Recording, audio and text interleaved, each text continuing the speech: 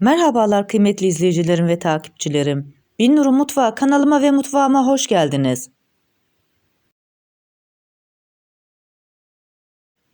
Bugün sizlere hazır yufkadan çok lezzetli, yapımı çok kolay ve zevkli olan börek tarifim var.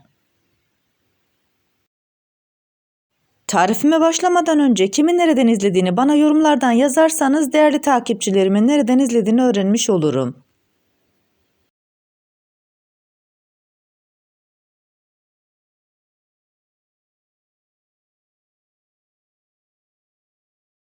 Sizleri daha fazla bekletmeden bu lezzetli böreğimin tarifine geçiyorum. Herkese iyi seyirler.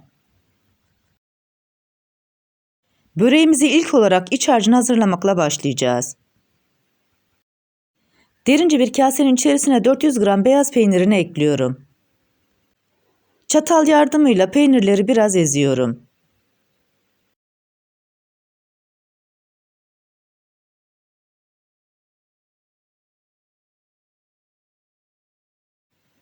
Daha sonra içerisine 100 gram lor peynirini ekliyorum.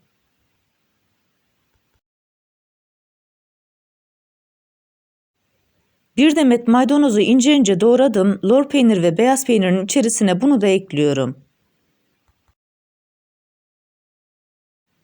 Bütün malzemeleri güzelce karıştırıyorum.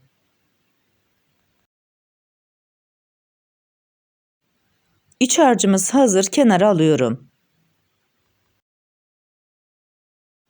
Arasına sürmek için sosumuzu hazırlıyoruz. 2 adet yumurtayı derince bir kasenin içerisine koyduktan sonra içerisine yarım çay bardağı zeytinyağını ekliyorum. İsterseniz sizler bu aşamada sıvı yağ kullanabilirsiniz. 1 çay kaşığı tuz, 400 gram yoğurdu ekledikten sonra homojen bir kıvam alıncaya kadar çırpıcı yardımıyla karıştırıyorum. Bu aşamada sosun içerisine koymuş olduğunuz yoğurttan hiçbir pütürlük kalmayıncaya kadar karıştırmaya özen gösterin. Sosumuz hazır, bunu da kenara alıyoruz. Tarifimde 3 adet hazır yufka kullandım. Bir tanesini alıyorum, tezgahın üzerine açıyorum.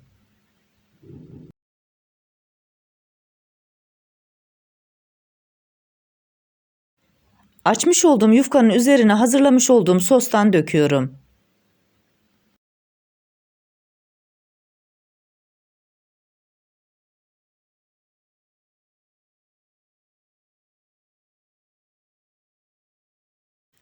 Yufkanın üzerindeki sosu fırça yardımıyla her tarafına gelmesini sağlıyoruz.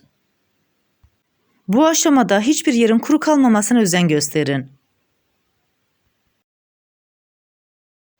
Yufkanın yarısına gelecek şekilde iç harcımızı koyuyoruz.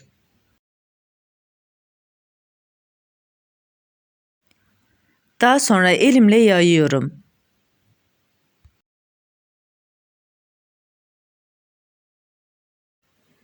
İç harcı koymamış olduğum bölümü diğerinin üzerine doğru kapatıyorum. Yani yufkayı D haline getiriyorum. Bu aşamadan sonra elimle biraz bastırıyorum.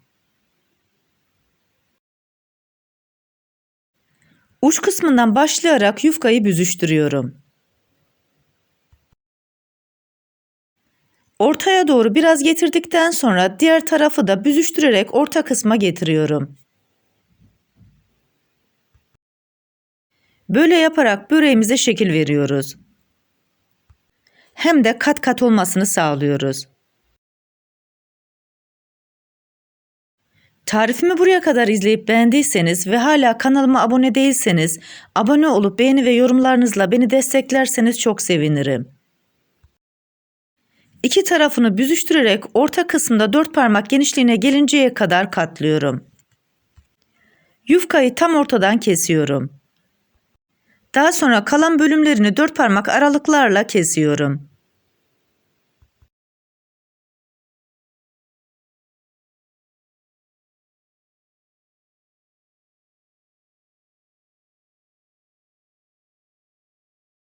Hazırladığım yufkaları yağlı kağıt sermiş olduğum tepsinin üzerine diziyorum. Bu böreğin şekli gerçekten çok güzel oluyor.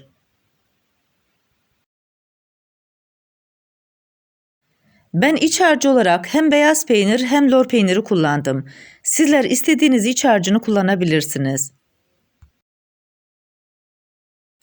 Bu arada tarifimi buraya kadar izlediyseniz sosyal medya hesaplarınızdan arkadaşlarınızla paylaşarak bana destek olursanız çok sevinirim.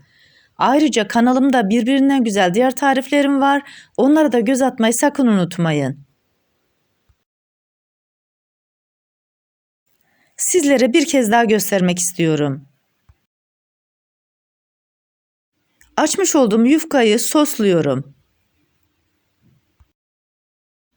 Daha sonra sağını solunu katlayarak her tarafın sos olmasını sağlıyorum. İsterseniz bu yöntemi kullanabilirsiniz, isterseniz fırçayla da sürebilirsiniz. Yufkanın yarısına iç harcından koyuyorum. İç harcı koymadığım bölümü diğerinin üzerine kapatıyorum. Daha sonra iki tarafını büzüştürerek orta kısımda 4 parmak kalıncaya kadar katlıyorum.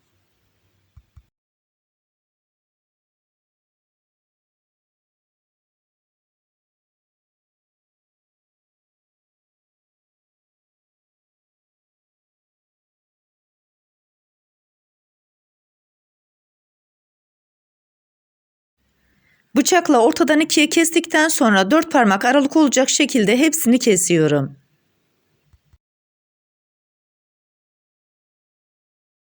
Yufkalarımızın hepsini bu şekilde hazırlayarak fırın tepsisine diziyoruz. Yapmış olduğumuz işlem işte bu kadar kolay. Bu arada tarifimde kullanmış olduğum bütün malzemeleri videomun altındaki açıklama kısmında ölçüleriyle birlikte paylaşıyor olacağım. İsterseniz oradan da bakıp faydalanabilirsiniz. 3 adet yufkadan koca tepsi börek oldu. Kalan sosun içerisine 1 adet yumurtayı koyuyorum. 1 çay bardağı zeytinyağını ekliyorum. Tarifimde kullanmış olduğum çay bardağı ölçüsü 125 mililitre. Koymuş olduğum bütün malzemeleri çırpıcı yardımıyla karıştırıyorum.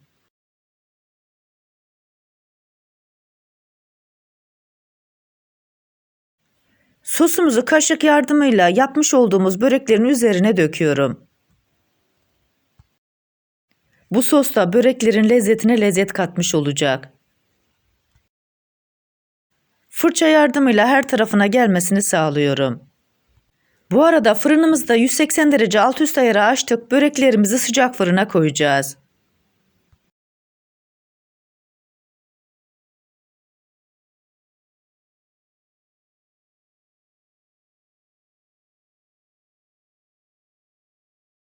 ...180 derecede ısınmış fırınımızda 35 dakika boyunca böreklerimizi kontrollü bir şekilde pişiriyoruz.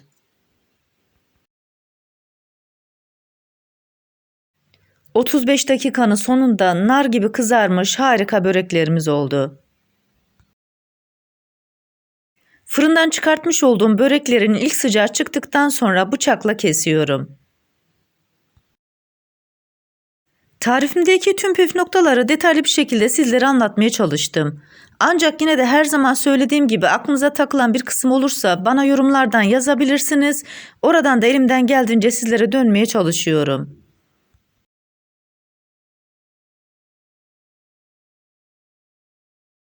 Sizlere bir de bu güzel böreğin iç dokusunu göstermek istiyorum. Kat kat yumuşacık harika bir börek oldu. Lezzetine doyamayacağınız bu böreği yapıp deneyecek olan herkese şimdiden afiyet olsun. Siz bu güzel böreğin son halini seyrederken ben de sizlere veda etmiş olayım.